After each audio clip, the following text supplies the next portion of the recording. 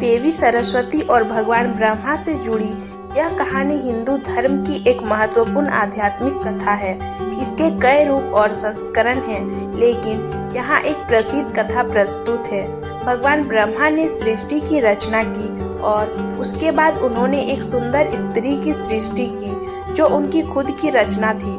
यह स्त्री देवी सरस्वती थी जो ज्ञान, संगीत, कला और विद्या की देवी मानी जाती हैं। कथा के अनुसार जब भगवान ब्रह्मा ने देवी सरस्वती को देखा तो वे उनकी सौंदर्य पर मोहित हो गए और उन्हें पत्नी बनाने की इच्छा जताई। देवी सरस्वती को यह आचरण अनुचित लगा क्योंकि वे ब्रह्मा की पुत्री के समान थी। उन्होंने ब्रह्मा को उनके अनुचित विचार और आचरण के लिए श्राप दिया। श्राप के रूप में देवी सरस्वती ने ब्रह्मा को कहा कि वे केवल एक स्थान पुष्कर में ही पूजे जाएंगे और उनके अन्यत्र पूजा का अधिकार नहीं रहेगा। इस कथा का एक अन्य संस्करण यह है कि देवी सरस्वती ने ब्रह्मा को चेतावनी दी और उनके अनुचित आचरण पर उन्हें अपनी गलती का एहसास कराया। इस कथा का आध्यात्मिक अर्थ यह है कि ज्ञान और धर्म का पालन करते समय हमें अपने आचरण और नैतिकता का ध्यान रखना चाहिए।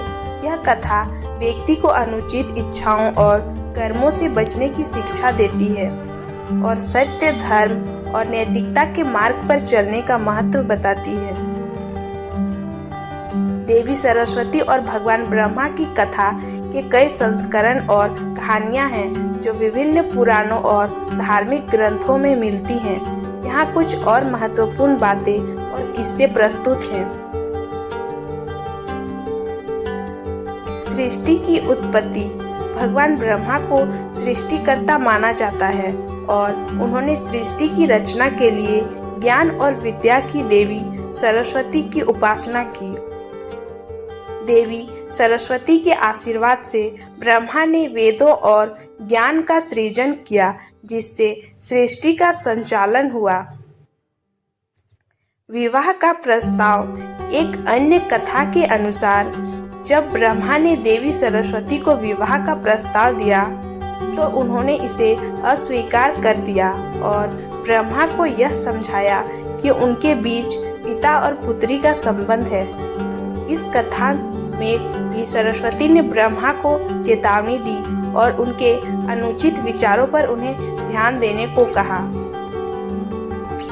विवाह और श्राप। एक अन्य कहानी में ब्रह्मा ने देवी सरस्वती से विवाह किया, लेकिन कुछ अनुचित कारणों से देवी सरस्वती ने उन्हें श्राप दिया कि उनकी पूजा केवल पुष्कर में ही होगी और उन्हें अन्यत्र पूजा का अधिकार नहीं होगा।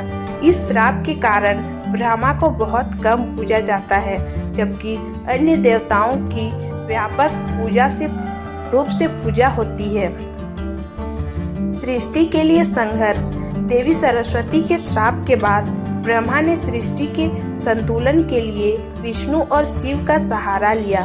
विष्णु और शिव ने ब्रह्मा की मदद की और सृष्टि के कार्य को संतुलित और सुव्यवस्थित रखा।